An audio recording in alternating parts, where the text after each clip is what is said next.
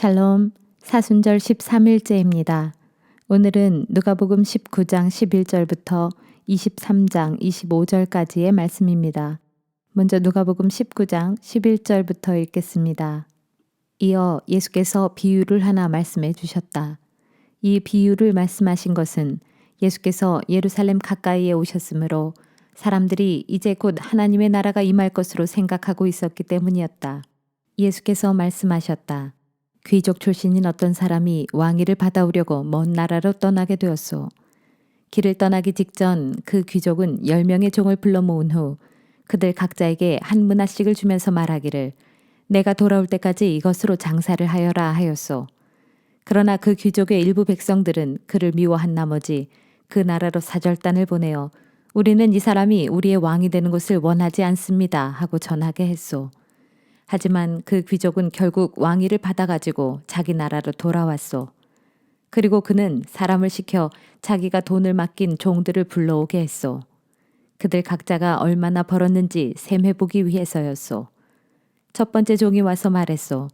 주인님, 저는 주인님이 맡기신 한 문화로 10문화를 벌었습니다. 주인이 말했소. 참 잘했다 착한 종아. 내가 작은 일에 충실하였으니 내게 10고울을 다스릴 권한을 주겠다. 두 번째 종이 와서 말했소. 주인님, 저는 주인님이 맡기신 한 문화로 5문화를 벌었습니다. 주인이 말했소. 너도 잘했구나. 너에게는 5고울을 다스릴 권한을 주겠다. 세 번째 종이 와서 말했소. 주인님, 여기 주인님이 제게 맡기신 한 문화가 있습니다. 저는 이 돈을 보자기에 잘 싸두었습니다. 사실 주인님은 지독하신 분이시라서 맡기지도 않은 것을 빼앗아 가시고 심지도 않은 것을 거두어 들이시는 분이 아닙니까?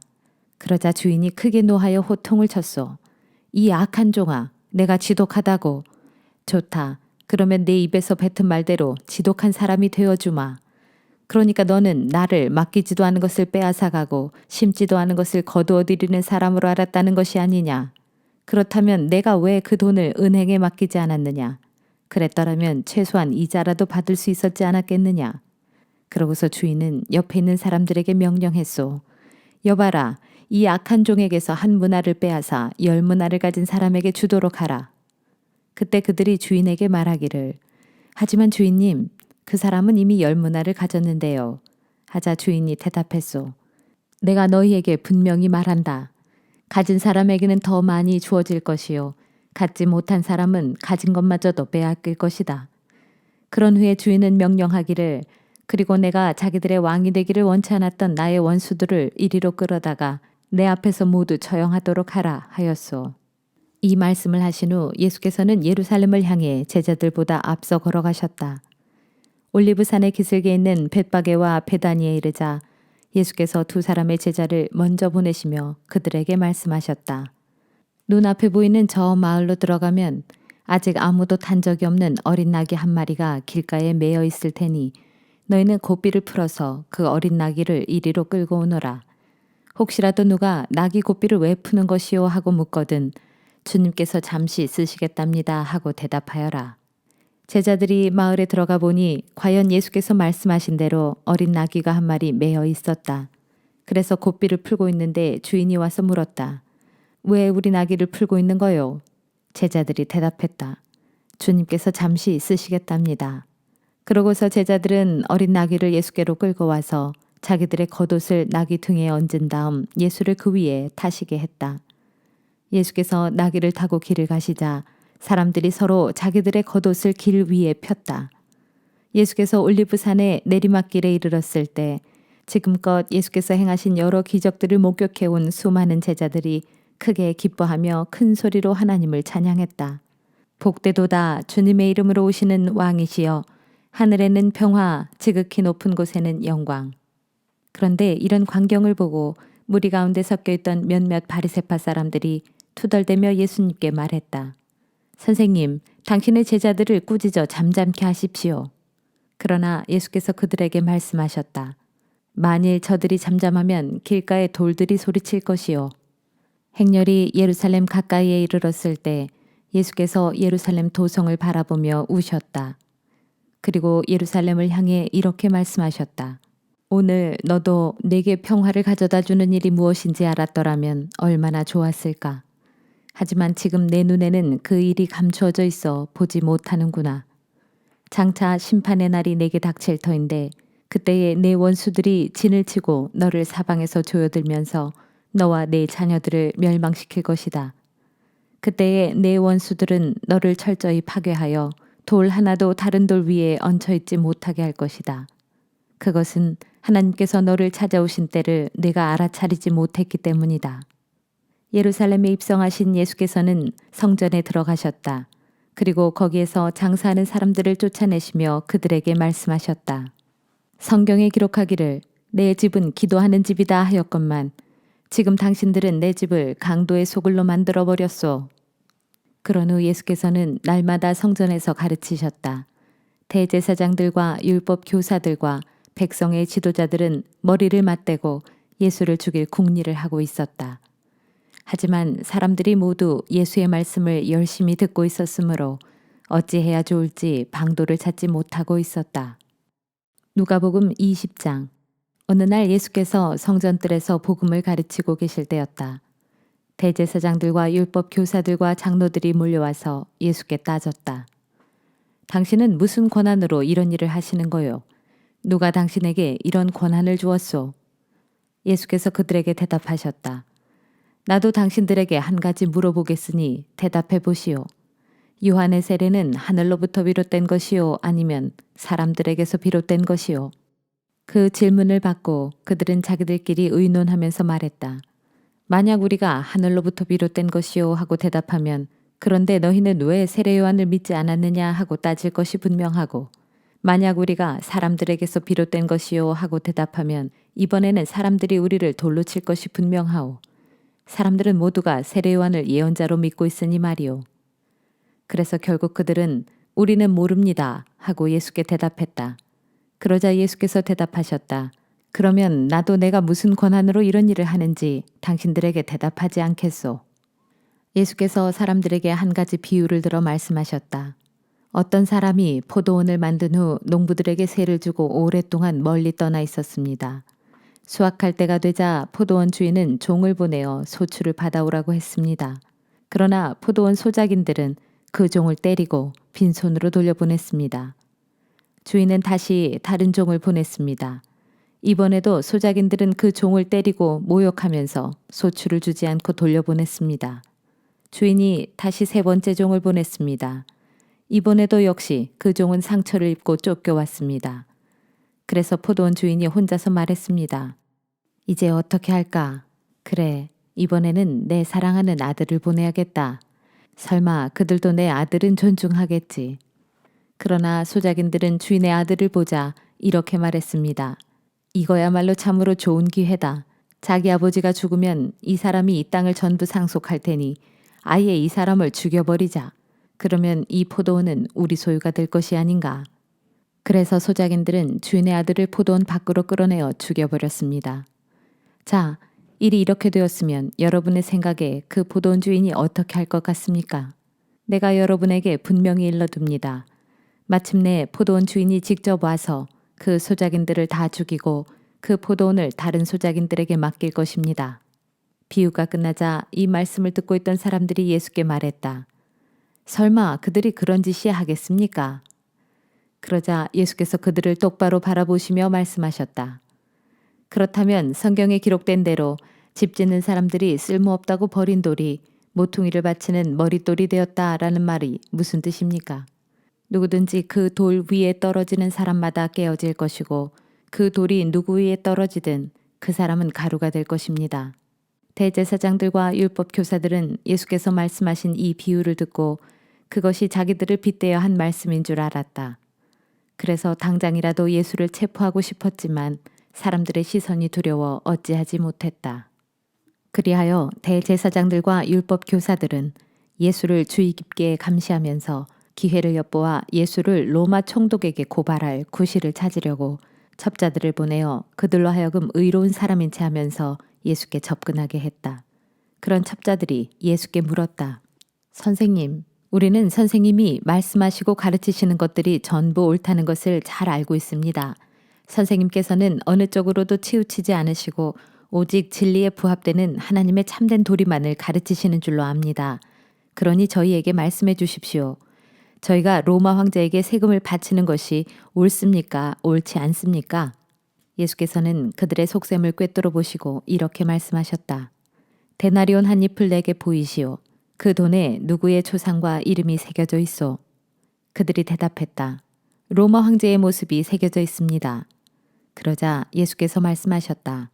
그러면 이렇게 하시오.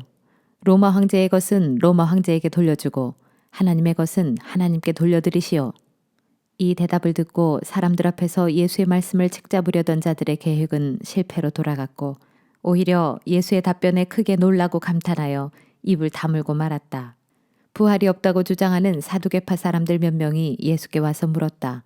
선생님, 모세율법을 보면 만일 어떤 사람이 자식 없이 죽으면 동생이 그 형수와 결혼하여 죽은 사람의 대를 이을 자식을 낳아주어야 한다라고 되어 있습니다. 그런데 어느 집에 7 형제가 살고 있었습니다. 맏형이 결혼을 했는데 자식 없이 죽었습니다. 그래서 둘째가 그 형수와 결혼했지만 그 역시 자식을 두지 못하고 죽었습니다. 그래서 차례대로 7 형제가 다 그 여자와 결혼했지만 아무도 자식을 남기지 못한 채 죽고 말았습니다. 그러다가 마침내 그 여자마저도 죽었습니다. 그러면 부활 때 그 여자는 누구의 아내가 되어야 합니까? 7 형제가 다 그 여자를 아내로 삼았으니 말입니다. 예수께서 그들에게 대답하셨다. 이 세상 사람들은 시집도 가고 장가도 가오. 그러나 죽었다가 다시 살아나 하늘나라에 들어갈 자격을 얻은 사람들은 시집도 가지 않고 장가도 가지 않소. 그들은 천사들과 같아져서 더 이상 죽음을 경험하지도 않소. 그들은 죽었다가 다시 살아나 새로운 생명을 얻은 부활의 자녀들이므로 곧 하나님의 자녀들이요. 옛적의 모세도 불에 타면서도 없어지지 않는 떨기나무를 언급하는 대목에서 죽은 사람들의 부활에 대해 보여주지 않았소. 그때에 모세는 하나님을 아브라함의 하나님, 이삭의 하나님, 야곱의 하나님이라고 불렀소. 이처럼 하나님께서는 죽은 자들의 하나님이 아니라 살아있는 자들의 하나님이시오. 그러므로 하나님께는 모든 자들이 다 살아있소. 이 말씀을 듣고 율법 교사들 가운데 몇 사람이 말했다. 선생님, 옳은 말씀입니다. 그러자 사두개파 사람들은 더 이상 예수께 감히 묻지 못했다. 예수께서 그들에게 계속 말씀하셨다. 당신들은 어찌하여 그리스도를 다윗의 자손이라 하는 것이요. 다윗 자신이 친히 쓴 시편을 보면 주님께서 내 주께 이르신 말씀이라. 내가 내 원수들을 내 발 아래에 굴복시킬 때까지 너는 여기 내 오른편에 앉아 있어라 하였소. 자, 보시오. 다윗은 그리스도를 주라고 불렀는데 어떻게 그리스도가 다윗의 자손이 될 수 있단 말이오. 예수께서는 사람들이 듣고 있는 가운데 제자들에게 이렇게 말씀하셨다. 너희는 율법 교사들을 조심하여라. 그들은 긴 옷을 입고 다니기를 좋아하고 거리에서 사람들에게 인사받기를 즐기며 회당과 잔치집에서는 윗자리에만 앉으려 한다. 그들은 과부들의 재산을 가로채 삼키면서 사람들에게 거룩하게 보이려고 큰 소리로 길게 기도한다. 이런 사람들에게는 장차 하나님의 무서운 심판이 내릴 것이다. 누가복음 21장. 하루는 예수께서 성전에서 부자들이 헌금함에 헌금 넣는 것을 유심히 지켜보고 계셨다. 그때 한 가난한 과부가 와서 렙돈 2잎을 헌금함에 넣는 것을 보셨다. 그러자 예수께서 말씀하셨다. 가난한 이 과부는 다른 누구보다도 더 많은 돈을 넣었다. 다른 사람들은 모두 넉넉한 가운데서 조금 덜어서 헌금을 했을 뿐이지만 이 과부는 극히 어려운 살림을 하면서도 자기가 가지고 있는 생활비 전부를 넣었기 때문이다. 제자들 중 몇몇 사람들이 예루살렘 성전을 보고 감탄하면서 그 성전이 아름다운 돌들과 하나님께 바쳐진 예물들로 화려하게 꾸며졌다는 이야기를 서로 주고받고 있었다. 그때 예수께서 그들에게 말씀하셨다. 너희가 지금 보고 있는 저 성전이 장차 돌 하나도 다른 돌 위에 남아있지 않고 다 무너질 날이 올 것이다. 그러자 제자들이 예수께 물었다. 선생님, 언제 그런 일이 일어나겠습니까? 그런 일이 일어나기 전에 어떤 징조들이 나타나겠습니까? 예수께서 대답하셨다. 너희는 누구에게도 속지 않도록 조심하여라. 많은 사람들이 와서 내가 그리스도다 하고 주장하면서 때가 가까이 왔다 하고 외칠 것이다. 그러나 그들을 믿지도 말고 따르지도 말라. 또 전쟁과 난리가 시작되었다는 소문을 듣더라도 놀라거나 두려워하지 말라. 이런 일이 반드시 먼저 일어나야 하겠지만 그렇다고 해서 곧바로 세상 종말이 오는 것은 아니다. 예수께서 계속 말씀하셨다. 민족과 민족이 서로 싸우고 나라와 나라가 맞서 싸울 것이다. 큰 지진이 일어나고 곳곳에서 기근과 전염병이 번지고 하늘에서는 엄청난 징조가 나타날 것이다. 그러나 이 모든 일이 일어나기에 앞서 극심한 박해의 시기가 올 것이다. 사람들이 너희를 끌고 가서 회당과 감옥에 넘겨줄 것이다. 또 내 이름 때문에 너희가 왕들과 총독들 앞에 끌려나갈 것이다. 그러나 오히려 그것이 사람들에게 나를 증거하는 기회가 될 것이다. 그러므로 너희는 어떻게 너희 자신을 변호할 것인지 미리부터 염려하지 않기로 결심하라. 그때에 너희를 대적하는 자들이 반박할 수 없는 말과 지혜를 내가 너희에게 주겠다. 너희의 부모와 형제와 친척과 친구들까지도 너희를 배반하여 너희 가운데 몇 사람을 죽게도 만들 것이다. 그러나 너희는 머리카락 하나도 상하지 않을 것이다. 너희가 굳게 서서 참고 견디면 너희는 영원한 생명을 얻을 것이다. 마침내 예루살렘 성읍이 이방 군대에게 포위당하는 것을 보거든 너희는 그 도성의 파멸이 가까이 이르렀음을 알아라. 그때에 유대에 있는 사람들은 얼른 산으로 도망하여라. 예루살렘 성읍 안에 있는 사람들은 속히 거기서 빠져나가고 시골에 있는 사람들은 예루살렘 성읍 안으로 절대 들어가지 말아라. 그때는 그 도성에 대해 기록된 모든 예언들이 실제로 이루어지는 두려운 징벌의 날이기 때문이다. 그날에는 아이 뵌 여자들과 젖먹이 딸린 여자들은 참으로 불행하다. 그 땅에 큰 환란이 임하고 그 백성에게 무서운 진노가 닥칠 것이기 때문이다. 그 백성들은 칼에 쓰러지고 여러 이방 나라들의 포로로 잡혀갈 것이다. 그리하여 예루살렘은 이방 사람들의 시대가 끝날 때까지 이방 사람들의 발에 짓밟힐 것이다. 그리고 그때에는 해와 달과 별들의 뚜렷한 징조가 나타날 것이다. 땅에서는 으르렁거리는 성난 바다와 파도 소리 때문에 모든 민족들이 괴로워하며 혼란스러워할 것이다. 여자들은 세상에 닥쳐올 끔찍한 재난들을 예상하고 공포에 사로잡혀 기절할 것이다. 전체가 마구 흔들릴 것이기 때문이다. 바로 그때에 사람들은 인자가 큰 권능과 영광에 둘러싸여 구름을 타고 이 땅에 임하는 것을 보게 될 것이다. 그러므로 이런 일들이 일어나기 시작하거든 너희는 일어서서 머리를 높이 들라. 마침내 너희의 구원이 가까이 이르렀기 때문이다. 예수께서 제자들에게 다시 비유로 말씀하셨다. 무화과 나무와 모든 다른 나무들을 보아라. 나뭇가지에 잎이 돋으면 너희는 여름이 가까운 줄을 안다. 마찬가지다. 너희도 이런 일들이 일어나는 것을 보게 되면 하나님의 나라가 가까이 이른 줄 알라. 내가 진정으로 너희에게 말한다. 이 세대가 끝나기 전에 이 모든 일들이 다 일어날 것이다. 비록 하늘과 땅은 없어질지라도 내 말은 결코 없어지지 않을 것이다. 너희는 정신을 바짝 차려라. 그렇지 않으면 방탕하고 술 취하고 세상살이에 대한 걱정으로 마음이 짓눌려서 그날이 뜻밖의 덫과 같이 너희에게 갑자기 닥쳐올 것이다. 그날은 땅 위에 사는 모든 사람들에게 닥칠 것이다. 그러므로 너희는 앞으로 일어날 이 모든 끔찍한 일들을 겪지 않고 인자 앞에 설 수 있도록 늘 깨어서 기도하라. 예수께서는 낮에는 성전에서 가르치시고 저녁이 되면 올리브산에 가셔서 밤을 지내셨다. 그리고 사람들은 예수의 말씀을 들으려고 이른 아침부터 성전으로 모여들었다. 누가복음 22장. 6월절이 다가왔다. 이 절기는 무교절이라고도 불렸는데 이 기간에는 전통적으로 누룩 없는 빵을 먹어야 했다. 그런데 대제사장들과 율법 교사들은 예수를 교묘하게 죽일 방도를 열심히 찾고 있었다. 그것은 그들이 예수를 따르는 무리를 두려워했기 때문이었다. 그때 사탄이 예수의 12제자 가운데 하나인 가룟 유다에게로 들어갔다. 가룟 유다는 대제사장들과 성전 경비대장을 찾아가 예수를 그들의 손에 넘겨줄 방법을 의논하였다.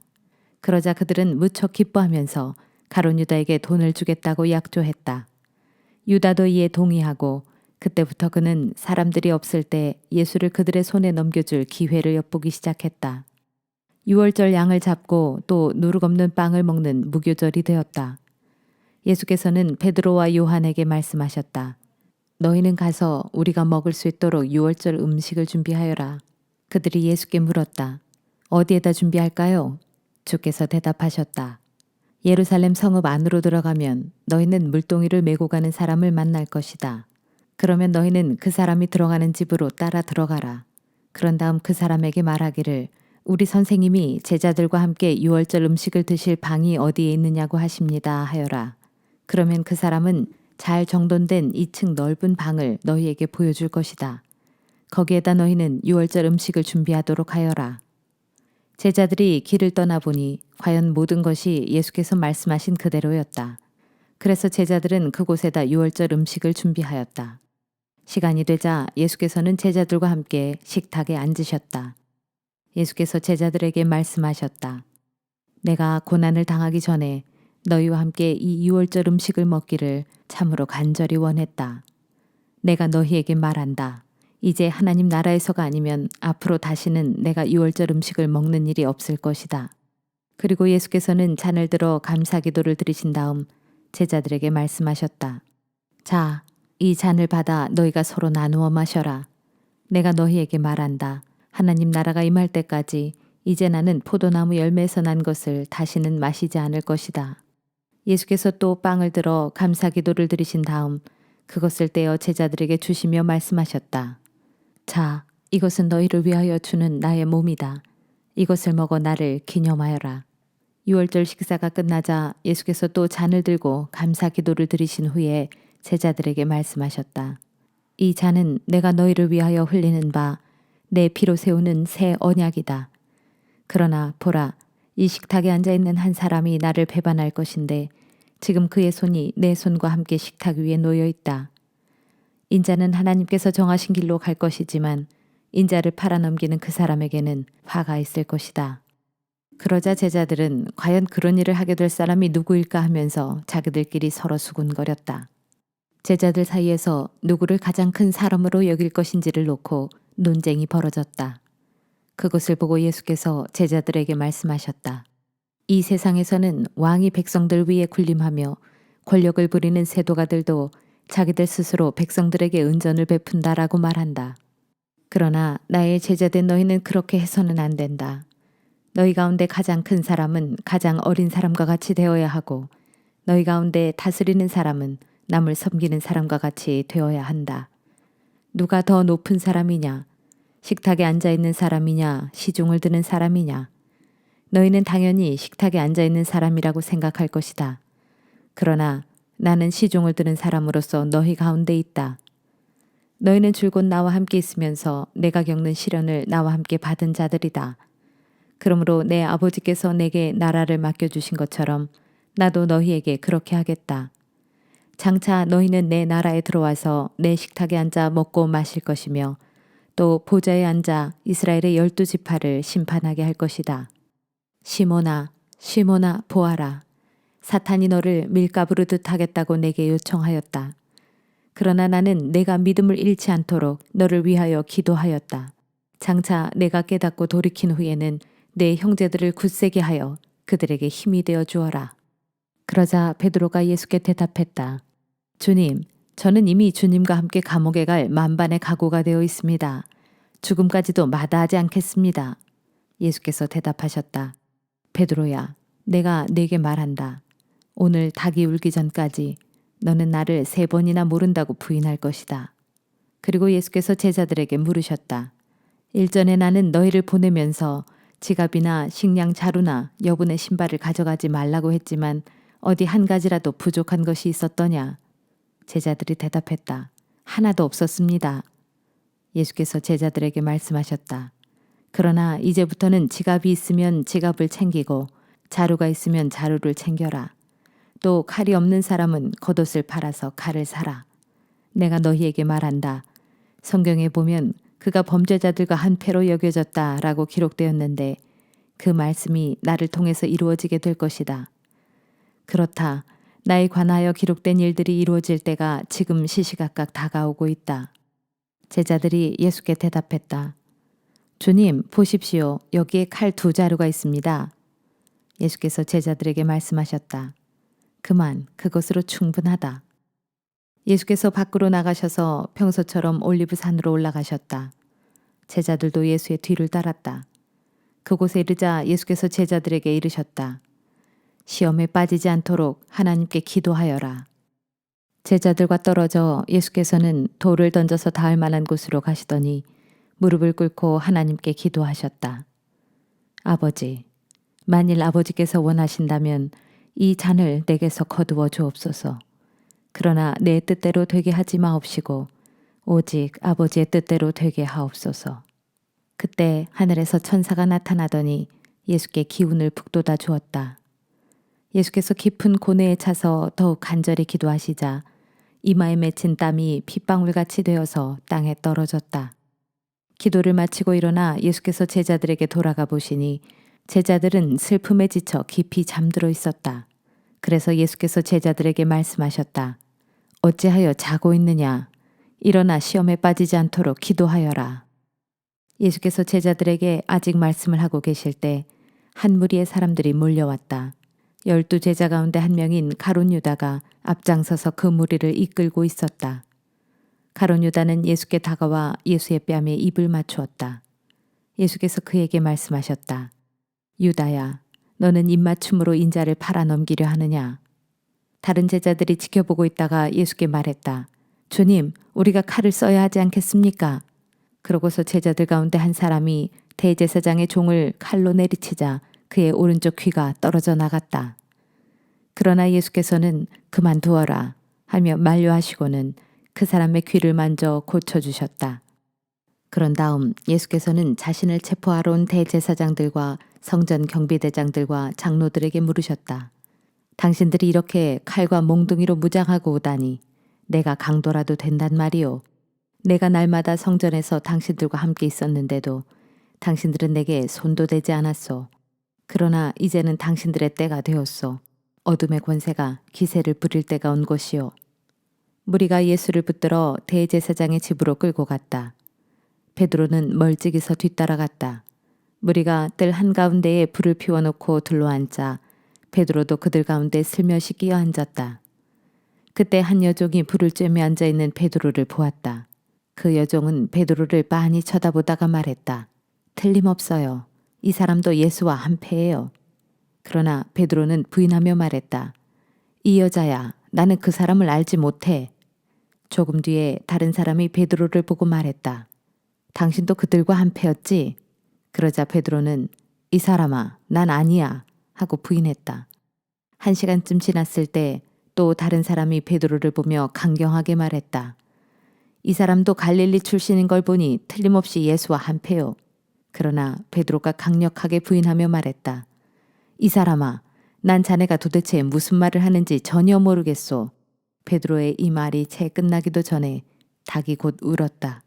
그리고 예수께서 돌아서서 베드로를 똑바로 쳐다보셨다. 그제야 베드로는 오늘 닭이 울기 전에 내가 나를 3번이나 모른다고 부인할 것이다 하고 예고하신 주님의 말씀이 생각났다. 베드로는 급히 밖으로 뛰쳐나가서 아주 서럽게 엉엉 울었다. 한편 예수를 지키던 로마 군인들은 예수를 조롱하고 때리기 시작했다. 그들은 예수의 눈을 가려놓고 주먹으로 치면서 예언자여 알아맞혀 보아라. 누가 널 때렸지? 하고 놀려대면서 예수께 온갖 모욕을 가하고 욕설을 퍼부었다. 날이 밝아오자 대제사장들과 율법 교사들과 장로들이 모여서 예수를 세워놓고 물었다. 내가 그리스도라면 그렇다 하고 우리에게 말하라. 예수께서 대답하셨다. 내가 당신들에게 말해도 당신들은 믿지 않을 것이요. 또 내가 당신들에게 물어도 당신들은 대답하지 않을 것이요. 그러나 이제 인자는 전능하신 하나님의 오른편 보좌에 앉게 될 것이요. 그러자 그들이 모두 소리쳤다. 그러면 당신이 하나님의 아들이란 말이냐? 예수께서 말씀하셨다. 그렇소. 방금 당신들이 말한 대로 내가 바로 그요. 그들이 다시 소리쳤다. 이제 우리에게 더 이상 무슨 증언이 필요하겠소? 우리 모두 그가 자기 입으로 하는 말을 직접 들었으니 말이요. 누가복음 23장. 거기 모인 사람들이 모두 자리에서 일어나 예수를 총독 빌라도에게 끌고 갔다. 그리고 그들은 예수를 고발하기 시작했다. 이 사람은 우리 백성을 어지럽히고 있습니다. 로마 정부의 세금을 바치지 말라고 선동하고 또 자기가 그리스도라고 주장합니다. 그러자 빌라도가 예수께 물었다. 당신이 유대인의 왕이요? 예수께서 대답하셨다. 당신이 지금 그렇게 말하고 있소. 빌라도가 대제사장들과 군중을 향해 말했다. 나는 이 사람에게서 죄를 물을 만한 것을 찾지 못하겠소. 그러자 무리들이 필사적으로 소리질렀다. 저 사람은 갈릴리에서부터 이곳 예루살렘까지 온 유대 땅을 돌아다니면서 가르치고 백성들을 선동한 자입니다. 이 말을 듣고 총독 빌라도가 물었다. 이 사람이 갈릴리 사람이요? 빌라도는 예수가 분봉왕 헤롯의 관할하에 있었다는 것을 알고는 예수를 헤롯에게 보냈다.